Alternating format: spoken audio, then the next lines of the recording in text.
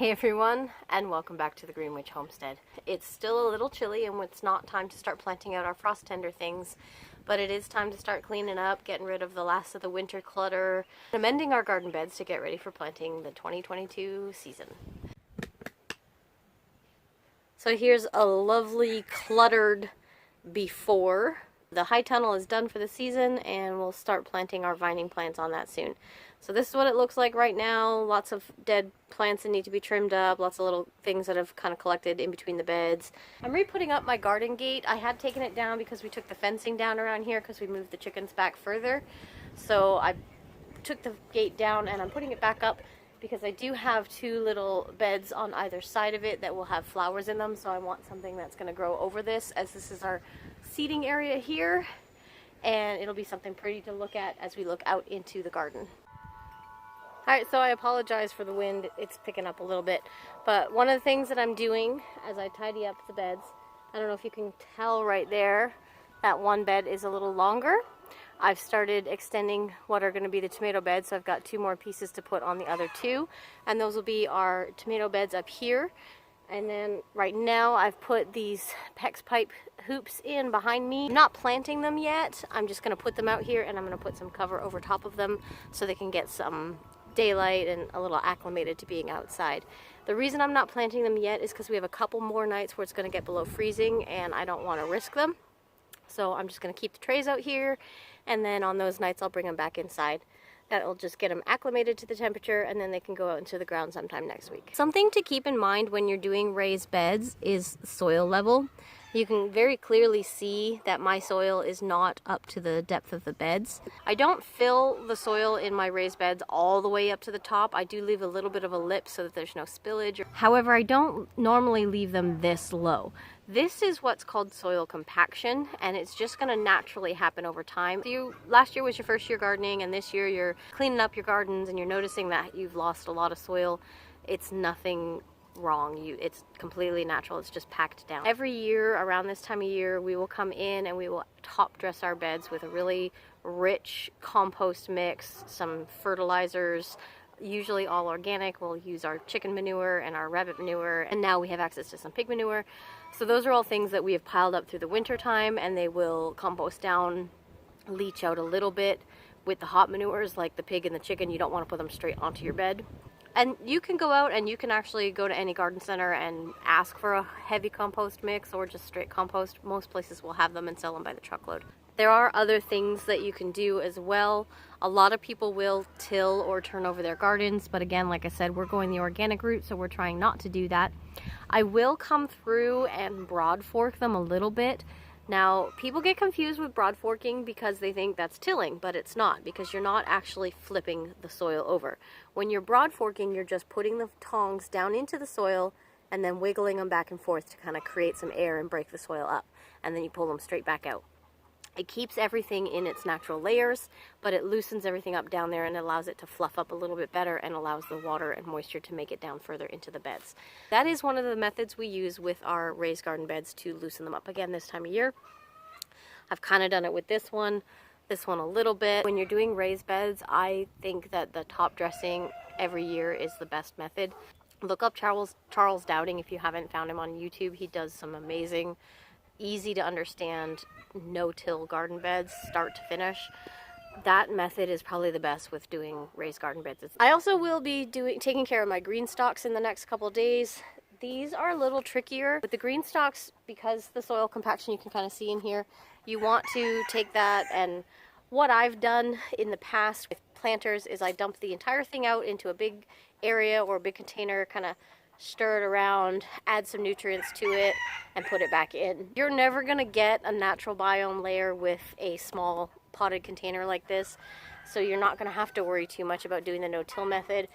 Depending on what you grow in here, it's going to be beneficial to you to completely empty the pot out and clean out any roots, because these containers can get root bound pretty easily, and that's going to hinder your next year's growth. The other thing with doing a container like this, because they don't have access to the ground and all the natural minerals that leach into the ground, you're going to want to make sure that you're using a really good potting mix, and you're going to have to feed these a little bit. Now, this green stalk, it's going to be a little trickier. I'm not 100% sure I've got strawberries growing in it, and I've never actually grown strawberries in a tower planter like this before, so I'm not sure. I'm gonna have to talk to some of my friends and see what we can do if I'm supposed to clean this up a little bit. I'm not going to be able to dump these out and refill them because the strawberry plants, I don't know if you can see them in there, they are putting off new leaves and it's getting close to that strawberry season. So I'm going to have to come through and clean off all the dead stuff and get these guys see where they are and how full. Eventually I want this to just be overflowing with strawberries.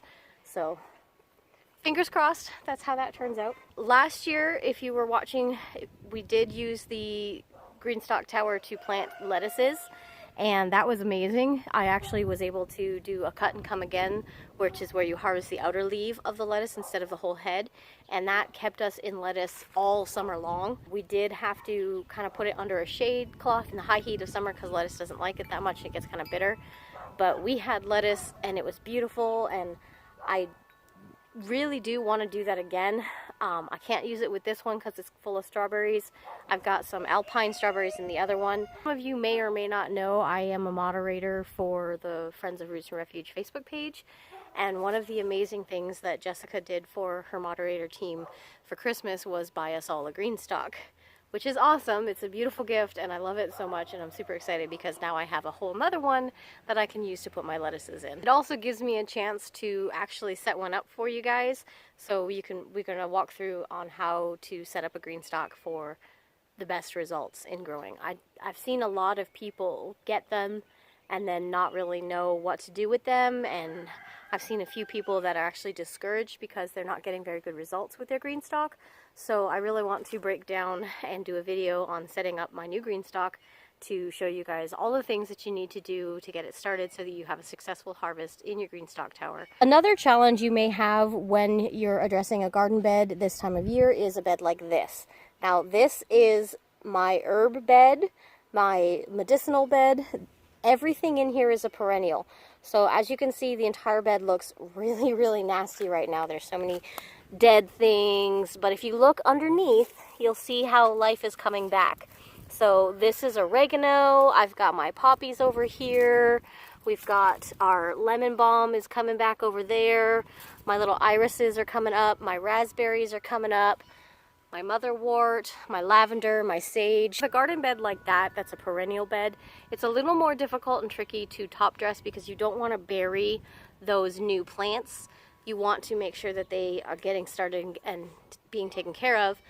So what I do with my perennials is, as you could clearly see from the video, I just let it go, and I let it go to seed, and I let the plants die off naturally. And then this time of year, when everything's just starting to green up, I'll come through and I'll trim off all of the dead. And then once everything gets to be a little bit bigger, it's about 4 inches or so tall, then I'll come through and I'll dust it with a nice compost. That way the dirt will sink down below the level of the plants.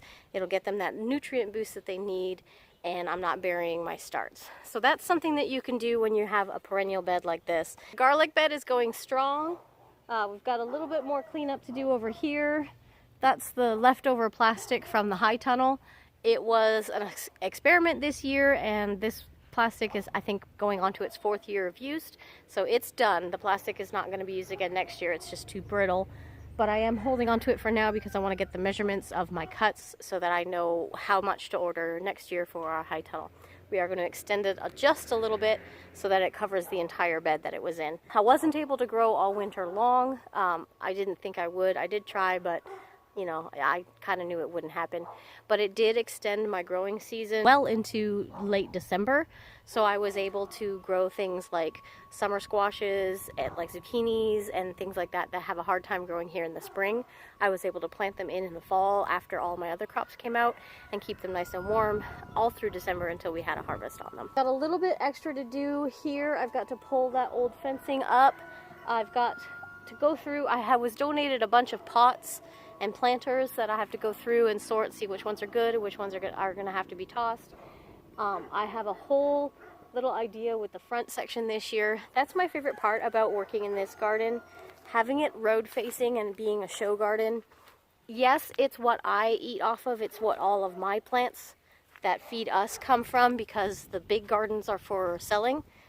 But I try to put everything in this garden that I sell in my big garden so that when people drive by or want to come visit, they get to see how everything grows and all the things that we have. So because I have this really neat little staircase and front edging on the side of the road, because this was an old school property, I like to turn this into a real pretty garden and just load it up with annual flowers. So I have a new thing that I'm going to be doing this year. I found this old wheelbarrow. It's just the top. It's got a little bit, it's got like one piece, but there's no wheels on it anymore. There's no handles on it anymore. And it's got a big hole in the bottom of it, so it's not useful as a barrel anymore. So I'm going to kind of turn it into a planter, and I have some trailing plants, maybe some nasturtiums or some wave petunias just kind of coming out and down the hill. I've got all of my bulbs are coming up. So there's a lot of work to do out here.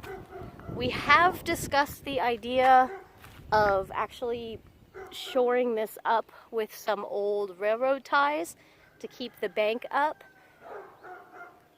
It's kind of iffy, we're not sure, because technically it is city property. This is the easement. Our town is disincorporated, so they have told us in the past, as long as we maintain it and don't let anything that we put here be a visual obstruction, it's fine. So I don't know, we're gonna see if we can do that or not. It's iffy. I don't want to put them in there and then have to tear them all out again. So we'll have to talk to different people about that, see if we can do that. But if we do that, then eventually, instead of having the wood mulch, which as you can clearly see we have to replace every year, we'll actually put in some soil and plant directly into it. We basically are done with the tidy. We still have to address top dressing the beds, getting some nutrients into the soil. I've got everything kind of leveled and fluffed up a little bit. We found some garlic that we had forgot to harvest last year, so it was growing again this year in clumps. And you could leave it, but you're not going to get nice garlic bulbs when you do that, because each individual clove is going to try and put off a bulb, and they're going to compete with each other. So we went ahead, pulled those all out and separated them and planted them, and I've actually now got garlic, I don't know if you can see it, is all along the rows, the inside rows of these two beds here. I've got my temporary netting up for where my baby cabbages and broccolis are. As you can see, they're still in the trays. I haven't planted them out because it's still too cold to have them out here at night. I'll bring them in, but they're getting acclimated, and eventually they'll be in this row here and this one here. So like I said earlier, the plastic has come off the cattle panels. We are done with that for the season. It worked better than I thought it would work for what I wanted. It didn't last through the winter, but that's okay. It did extend my season into December. We are going to be planting a rainbow variety of pole beans on these this year, and I haven't decided. I want to grow something else in here that'll fill in the gaps. Kind of tossed between doing some sort of small personal melon, like a Kajari melon, or doing cucamelons. I'm leaning towards the cucamelons because they just grow really fast, but they're very small leaves, so they won't compete too much with the beans. But that's what's going to be on this trellis this year, and I'm really excited for how that's going to turn out. And everything else, we're still in planting stages. So we've got the garlic bed, we've got my herb bed, and we know the tomatoes are going up here, and then we've got these other beds here, which we will figure out what's going in them as the season progresses. So we're slowly reclaiming the bits of the school back from the jungle. And this stairwell here was the entrance to the old school building.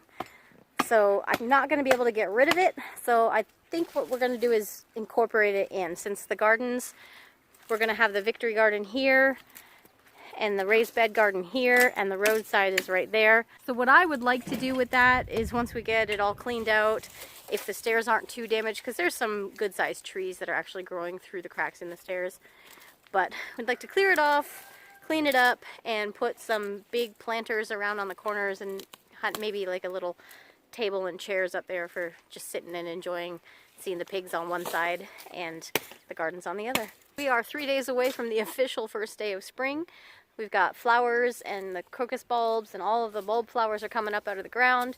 I've got my wild irises popping up everywhere, which is nice to see, so I know where they are before we put our greenhouse in. I know not to put a greenhouse on top of the wild irises. Our fence line We got a little bit more trimming to do. I've actually got a rose bush over there that I'm going to tackle here in a moment. I've been fighting that one for like 6 years, and I think I can finally reach it to get it out. And you might be thinking, why would you want to get rid of a rose bush? It's a rose bush. Well, this is not a rose bush. This is a briar rose, which is basically picture every tangly vine that you could imagine, add thorns, and that's what this is. Sometimes it gets a little bit of pretty flowers on it, but even that, not so often. So it's got to go, and I can finally reach the roots for it, so I'm going to trim that up here in a little bit. And that's pretty much where we're at, just cleaning and tidying. Thanks you guys so much for watching. Feel free to hit the subscribe button if you want to follow along and see how we're going. We will be tearing into this victory garden very soon. It's going to be time to plant potatoes probably in the next week or so. So fingers crossed we can actually get our hands on some seed potatoes. I might have to get some from the grocery store. Don't forget to hit the little bell to get notified for when we upload. And remember guys, get out there and get your hands dirty.